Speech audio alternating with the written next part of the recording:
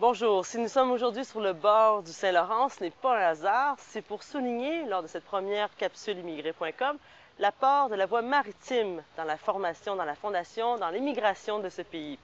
C'est en effet par la voie maritime que depuis la Nouvelle-France et jusqu'à aujourd'hui, dans les années 60, que les colons, les nouveaux arrivants, les immigrants sont arrivés dans leur nouveau pays, dans leur nouvelle terre. À partir des années 60, les gens sont arrivés par les voies de l'air. Et d'ailleurs, pour parler de cette voie maritime, un point d'entrée assez important au Canada, c'est Pier 21, le quai 21 à Halifax, en Nouvelle-Écosse, qui a accueilli entre 1928 et 1971 plus d'1 million d'immigrants au Canada, également des familles de militaires, les hommes qui revenaient de la Seconde Guerre mondiale, les femmes, les enfants, et également des milliers et des milliers de réfugiés.